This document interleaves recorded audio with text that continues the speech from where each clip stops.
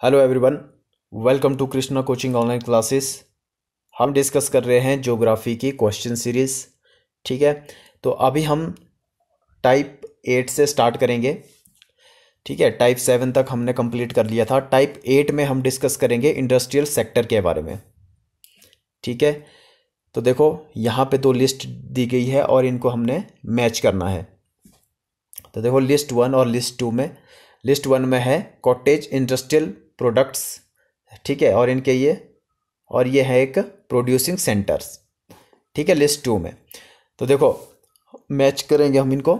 Silk sari, तो ये आपको पता है बहुत ही फेमस जो है सिल्क साड़ी के लिए कौन सी जगह फेमस है ये आपको पता है।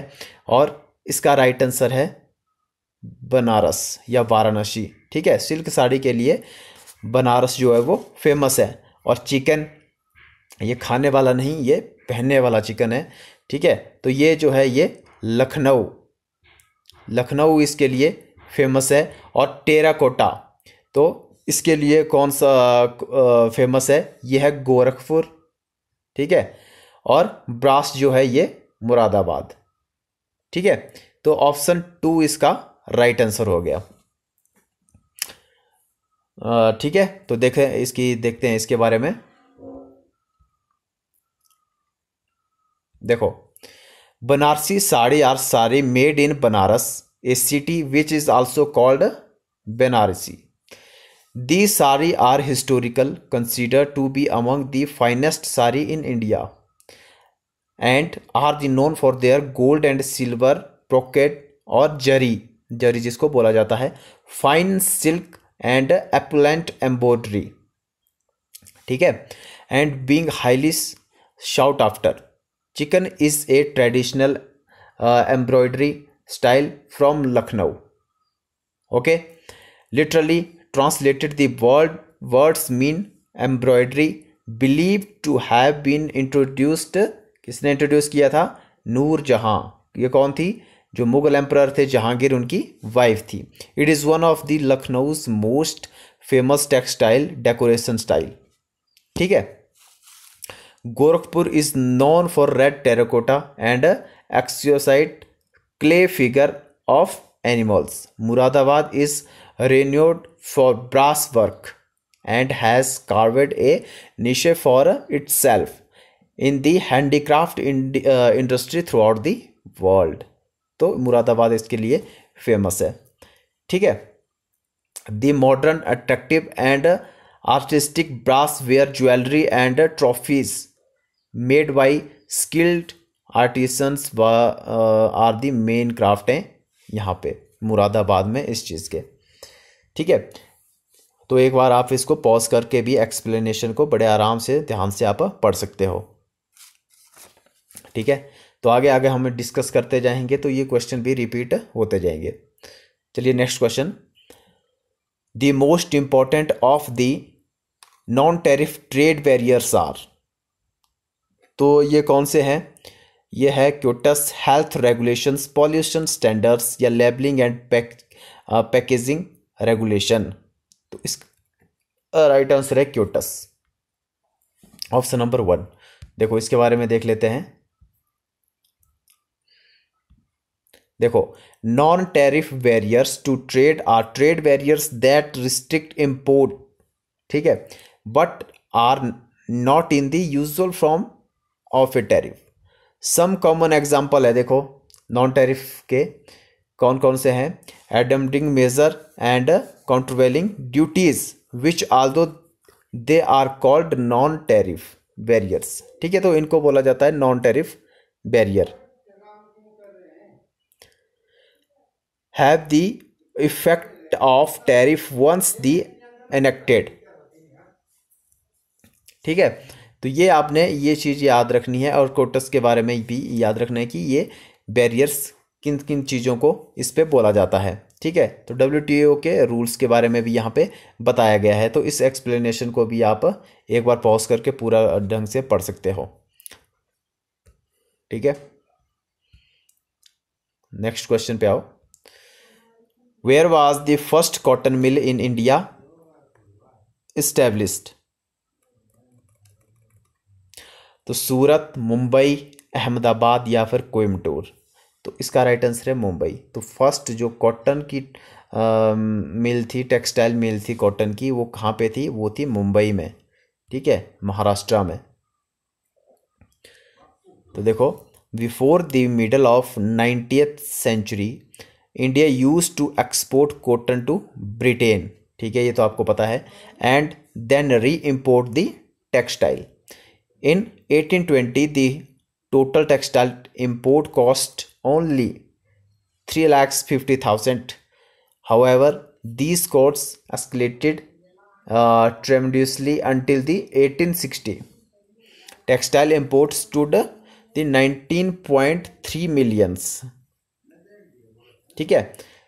The first Indian cotton mill, देखो ये चीज़ आपने याद रखनी है कि फर्स्ट इंडियन कॉटन मिल जो थी उसका क्या नाम था? दी बॉम्बे स्पिनिंग मिल, ठीक है। तो ये चीज़ आपने याद रखनी थी। बस ओपन 1854 में इसको ओपन किया था, और ये किसने ओपन किया था? क्वासजी नाना भाई दावर ने, ठीक है। तो ये चीज़ आपने याद रखनी थी कि कब इसको इस्टेब्लिश किया गया था और कब किसने इसको इस्टेब्लिश किया, और उस मिल का क्या नाम था? दी बॉम्बे स्पिनिंग मिल, ठीक है। नेक्स्ट क्वेश्चन पे आओ। Which of the following steel plants is not managed by Indian Steel Authority Limited? कौन सा जो स्टील प्लांट है वो इंडियन स्टील अथॉरिटी के द्वारा जो है मैनेज नहीं किया जाता है? तो देखो, Salem rust resistant steel plant, तो ऑप्शन नंबर ए ही इसका राइट आंसर है। देखो, इसके बारे में हम देखते हैं इसकी explanation. SAIL with its corporate office, ठीक है। सेल का क्या फुल फॉर्म होती है? Steel authority of India Limited, ठीक है। SAIL with its corporate office in New Delhi और operate and manages 5 integrated steel plant at Bhilai, Bokaro, Durgapur, Rourkela and Burnpur, ठीक है। तो इनको ये मैनेज करता है सेल। देखो, और इन स्टील प्लांट के बारे में आपको पता भी होना चाहिए कि कौन कौन से स्टील प्लांट जो है कहाँ पे हैं। तो देखो, भिलाई जो है वो छत्तीसगढ़ में है, बोकारो जो है वो झारखंड में है, दुर्गापुर जो है वेस्ट बंगाल में है, राउरकेला जो है उड़ीसा में है, और बर्नपुर जो है वो भी वेस्ट बंगाल में है, ठीक है। और देखो, जो राउरकेला है उड़ीसा वाला, ये first public sector steel plant था।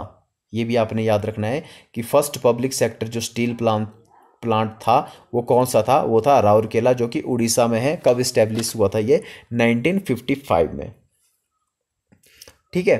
तो ये इनके बारे में आपने याद रखना है कि कौन सा प्लांट जो है ये कहाँ पे है, ठीक है। तो which is a wholly owned subsidiary of SAIL. SAIL also has 4 special and alloy steel and ferroalloy unit at Durgapur, Salem, Chandrapur and Bhadravati, ठीक है। The plants are Chandrapur and Bhadravati belong to Maharashtra Electromelt Limited and Vishweshraya Iron and Steel Limited respectively, which are the only subsidiary of the SAIL, ठीक है। तो ये steel plant आपने याद रखने की कौन सा प्लांट जो है कहाँ पे है। देखो, the first solar city of India is, तो फर्स्ट जो सोलर सिटी है इंडिया की वो कौन सी है? आनंदपुर साहिब, मुंबई, बेंगलोर या फिर दिल्ली? तो इसका राइट आंसर है, देखो, फर्स्ट सोलर सिटी जो है वो है चंडीगढ़, ठीक है। तो ऑप्शन इसका चंडीगढ़ इसका सही है। देखो, in order to keep its ranking and reputation as the greenest and cleanest city in India, तो देखो, ग्रीनेस्ट एंड क्लीनेस्ट सिटी भी कौन है? वो भी चंडीगढ़ है, ठीक है। The energy and resources institute to work on the implementation of the code, if the code is implemented building in the city will have to environmentally including use to nature construction material and lower energy consumption, ठीक है। तो Chandigarh is also on the way to become the country's first solar city in 2016। In सितंबर 2012 Karnataka chief minister announced state bill soon उन्होंने बोला था 2012 में उन्होंने announcement कर दी थी, लेकिन जो है चंडीगढ़ जो है फर्स्ट सोलर सिटी बन गया है।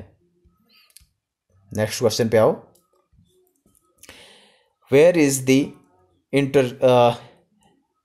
Integral coach factory situated? तो कहाँ पे है कोच फैक्ट्री? प्रेमबर या फिर चितरंजन या फिर मुंबई या फिर कलकत्ता? तो इसका राइट आंसर है प्रेमबर, ऑप्शन नंबर 1। तो देखते हैं इसके बारे में। देखो, started in 1952 the integral coach factory is located in Perambur, a suburb of Chennai. तो प्रेमबर कहाँ पे है? चेन्नई में। Its primary product and rail coaches, most of the coaches manufactured and supply to the Indian railway. ठीक है, तो ये आपने याद रखनी है कि जो इंडियन रेलवे की जो कोच हैं, जो डब्बे हैं उनके, तो वो कहाँ पे बनते हैं? वो चेन्नई में बनते हैं, और पर्टिकुलर जगह का क्या नाम है? प्रेमबर। ठीक है।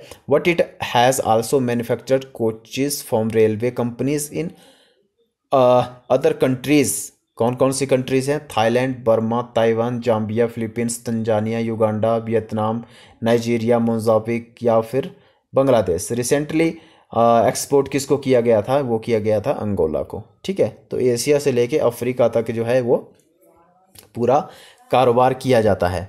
ठीक है, नेक्स्ट क्वेश्चन पे। Where was the first cotton mill in India established? तो ये क्वेश्चन हमने अभी पढ़ा था।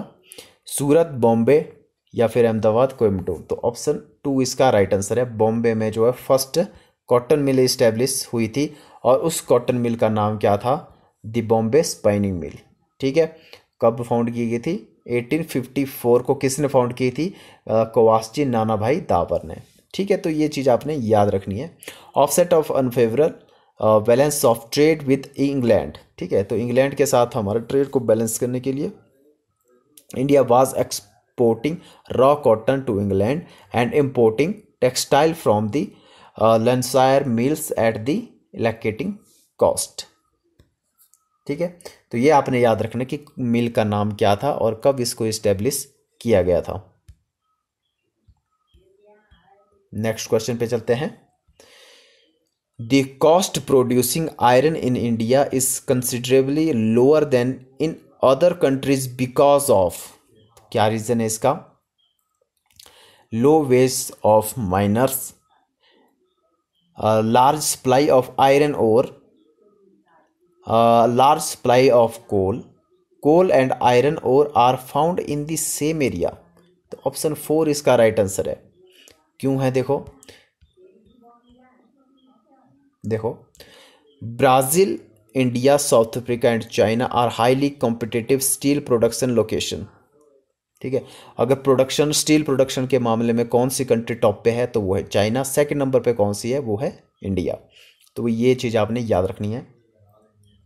Brazil have vast reserve of highly quality iron ore. ठीक है, but needs to import coal and has higher labour cost than some emerging markets. But India की बात जब आती है तो India has cheap iron and labour, ये आपको पता ही है। But India needs to import considerable volumes of low ash coal to blend with the domestically available high ash material. Okay, still most of the iron and steel plant are located in विंस्टी of coal mines. It is for this reason that the Chota Nagpur प्लेटू, ये आपको पता है कि छोटा नागपुर प्लेटू में ही ये सारे जो है मिनरल्स पाए जाते हैं। Bordering West Bengal, Bihar, Orissa and Madhya Pradesh has been the natural nerve centre of this industry. Okay, तो नेक्स्ट क्वेश्चन पे चलते हैं। Which among the following integrated iron installation does not come under the management of Steel Authority of India Limited? तो कौन सा नहीं आता है? देखो, जिनके हमने ये पढ़ा कि भिलाई जो है वो आता है, दुर्गापुर भी आता है, राउरकेला भी आता है, ये सारे हमने पहले पढ़े थे। जमशेदपुर जो झारखंड में है ये नहीं आता है। ठीक है। तो steel authority of India limited is one of the largest state owned steel making company based in New Delhi, India, and one of the top steel makers in the world.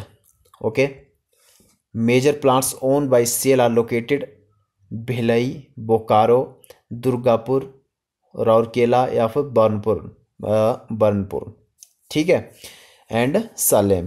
तो ये सारे जो है ये मेजर प्लांट हैं जो कि cell के द्वारा ओन्ड है, ठीक है। तो इन प्लांट्स के लोकेशन भी मैंने आपको बता दी थी कि कौन सा प्लांट जो है वो कहाँ पे है।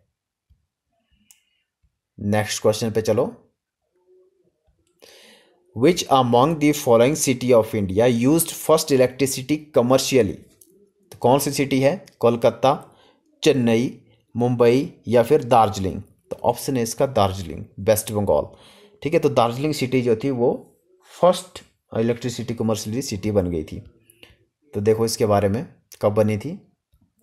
देखो, नवंबर 10, 1897 was an epoch making day in the power sector in India, ठीक है, a century back.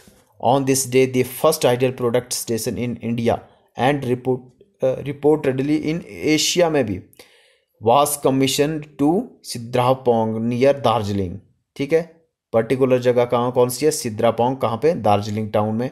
The first power utility run on commercial basis on for use to general public, ठीक है। तो कब हुआ था ये हुआ था नवंबर 10, 1897 में, और ये एक रेवोल्यूशनरी चेंज था, ठीक है, जिसका जो है सोशल, कल्चर, इकोनॉमिक जो भी सारे सोसाइटी में भी इम्पैक्ट पड़ा था। देखो, the government of India declared Sidrapong hydro power station as a heritage power station of India the eve of the centenary. तो ये आपने भी याद रखना है कि सिद्रापोंग जो हाइडल पावर स्टेशन था वहाँ पे सबसे पहले जो है कमर्शियल की गई थी, वहाँ से जो बिजली थी, ठीक है। और ये कहाँ पे है? ये था दार्जिलिंग के पास में, ठीक है। तो टाउन जो आता है वो दार्जिलिंग आता है, और अगर प्रॉपर जगह की बात आती है तो वो है सिद्रापोंग हाइडल पावर स्टेशन, ठीक है। तो इसके बारे में आपने याद रखना है क्योंकि फर्स्ट है ये, तो इसलिए फर्स्ट जो है अक्सर एग्जाम में पूछा जाता है, ठीक है। तो यहाँ से आगे अब हम नेक्स्ट वीडियो में देखते हैं।